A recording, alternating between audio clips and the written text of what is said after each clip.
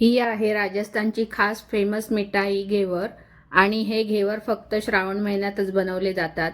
गेले कित्येक वर्ष मी ही रेसिपी बनवेन असं मला वाटत होतं आणि आज मी ही स्वतः बनवली. तर त्यासाठी आता हे भांडं घेतलं, त्यामध्ये मी 3 चमचे पातळ केलेलं तूप घेतलं आहे. 3 चमचे तूप घेतलं आणि हा बर्फाचा खडा घेतला मी मोठ्या आकाराचा, जेणेकरून आपल्या हातात बसेल असा बर्फाचा खडा घ्यायचा आणि हे आपल्याला फेटून घ्यायचं आहे.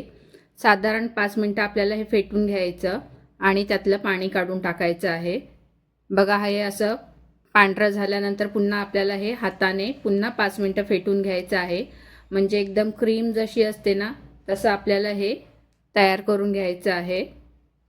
छान अशी आपली बघा क्रीम तयार झाली आहे. हाताने मी तुम्हाला दाखवते. आणि आता त्यामध्ये 1 कप मी मैदा घेतला आहे. हे वजनी 125 ते 130 ग्राम मैदा आहे. हे मैदा आपल्याला एकदम घालायचं नाही आहे. अर्धा कप मी पहिला मैदा घातला आणि थोडं हाताने मिक्स करून घेतलं. नंतर त्यामध्ये मी थोडं पाणी घालून घेतलं. हे 2 कप मी पाणी घेतलं आहे. पाणी एकदम आपल्याला थंड घ्यायचं आहे, म्हणजे फ्रीजमधलं घ्यायचं आहे आणि थोडं थोडं करून आपल्याला त्यामध्ये पाणी घालून घ्यायचं आहे. बॅटर चांगलं आपलं बनलं तर आपले घेवरसुद्धा खूप छान बनतात. आता हे मी थोडं थोडं करून पाणी घालून घेतलं आणि जेवढं मैदा राहिलं होतं तेवढंसुद्धा त्यामध्ये घालून घेतलं आणि पुन्हा हे मिक्स करून घ्यायचं आहे छान असं. त्यामध्ये गुठल्या ठेवायच्या नाही आहे. आता 1 चमचा मी बेसन आणि 1 चमचा गहू पीठ घातलं आणि जेवढं पाणी शिल्लक होतं तेवढं मी घालून सर्व मिक्स करून घेतलं. बघा, त्यामध्ये अजिबात गुठल्या ठेवल्या नाही आहेत. आता पाव कप मी एकदम थंड दूध घालून घेतलं. हे सुद्धा दूध आपण फ्रीजमध्ये ठेवूनच घालायचं आणि छान असं मिक्स करून घेतलं. मिक्स करून झाल्यानंतर हे आपल्याला बॅटर गाळून घ्यायचं आहे, म्हणजे त्यामध्ये गुठल्या ठेवायच्या नाही आहे. बघा, हे असं गाळून घेतल्यानंतर आपल्याला हे बॅटर फ्रीजमध्ये तरी ठेवायचं, नाही तर पूर्ण बर्फामध्ये ठेवायचं आहे.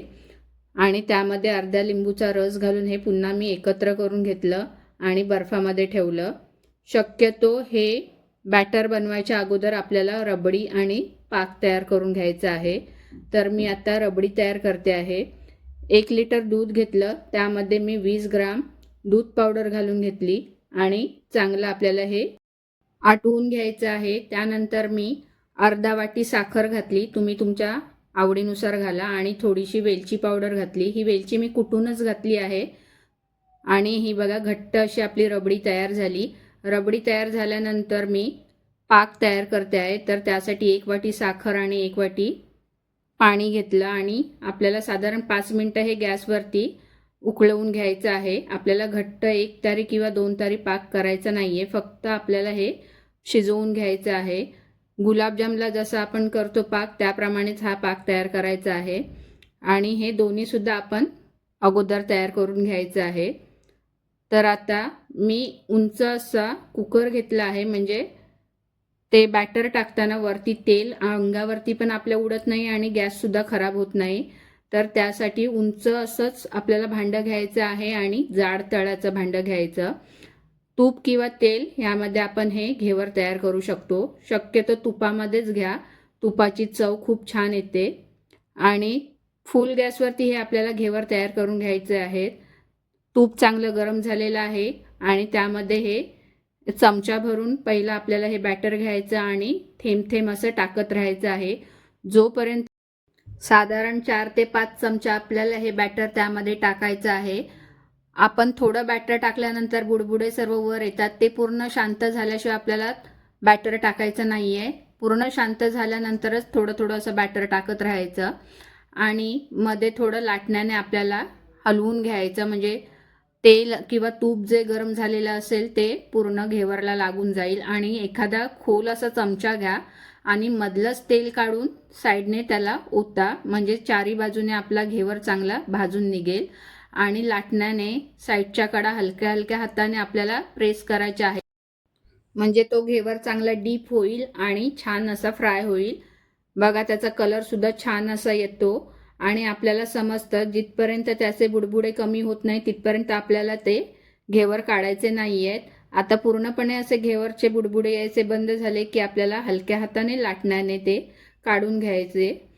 तर अशा प्रकारे तो एक घेवर मी तयार केला आणि मी पहिल्यांदाच ही रेसिपी बनवली, त्यामुळे पहिलाच माझा घेवर थोडा पोकळ असा बनला होता आणि मी एकदम फास्ट असं ते लिक्विड टाकत गेले, त्यामुळे ते खाली जास्त बसलं आणि गठ्ठा झाला. त्यामुळे दुसऱ्या टायमिंगला मी घेवर करताना एकदम स्लो असं ते बॅटर टाकत राहिले. बघा, एकदम शांत ह्याने हे बॅटर टाकत राहायचं, म्हणजे आपला घेवर एकदम फुकट जात नाही.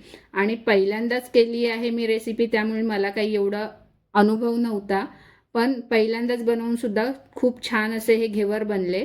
आता दुसरा मी घेवर बनवला, तो सुद्धा खूप छान झाला. अशा प्रकारे मी हे सर्व घेवर बनवले. साधारण एका कपाच्या साहित्यात 4 घेवर बनले, कारण की हा कुकर थोडा रुंद असल्या कारणाने हे घेवर मोठे बनले. तुम्ही छोट्या आकाराचं भांडं घ्या, पण उंच घ्या आणि जाड तळाचं भांडं घ्या, कारण की मग गॅससुद्धा खराब होत नाही आणि आपल्या हाताला चटकेसुद्धा लागत नाही. तर बघा, असे आपले हे छान असे घेवर तयार झाले. पहिल्यांदाच बनवली आहे रेसिपी, पण खूप छान बनली आणि तुम्हीसुद्धा ह्या मेजरनी बनवलात तर खरंच खूप छान बनतील आणि सुंदर असे आपले हे घेवर तयार झालेत. बघा, घेवर उचलताना एकदम हलक्या हाताने उचला, कारण की त्याचा चुरा होतो. एकदम क्रिस्पी असे हे घेवर बनलेले असतात, त्यामुळे हलक्या हाताने त्याला उचला. आता ह्यावरती मी थोडा सिरप घालून घेते, म्हणजे जो का आपण साखरेचा पाक तयार करून घेतला आहे तो घालून घ्यायचा. थोडा जास्त पण घालायचा नाही, नाहीतर ते नरम पडतात. थोड्या प्रमाणातच हा पाक घालून घ्यायचा आहे. बघा, असा मी थोडा करून असा पाक घालून घेतला त्यावरती आणि जी का रबडी तयार करून घेतली होती ती आता रबडी त्यावरती लावणार आहे मी. तर अशी चमचा भरून त्यावरती रबडी लावा. खूप छान अशी चव येते आणि खूप सुंदर खायला सुद्धा आहेत. तर आता ही अशी रबडी लावून घ्यायची आहे. साधारण ह्या प्रमाणात 4 घेवर बनले आणि 1 लिटरची मी रबडी तयार केली, म्हणजे 1 लिटर दूध घेऊन. आणि हे आता वरून मी गार्निशिंगसाठी काजू बदाम बारीक काप केले होते, काजू बदाम आणि पिस्ता ते लावून घेते. तर गार्निशिंग करा आणि छान असे हे आपले घेवर तयार आहेत. बघा,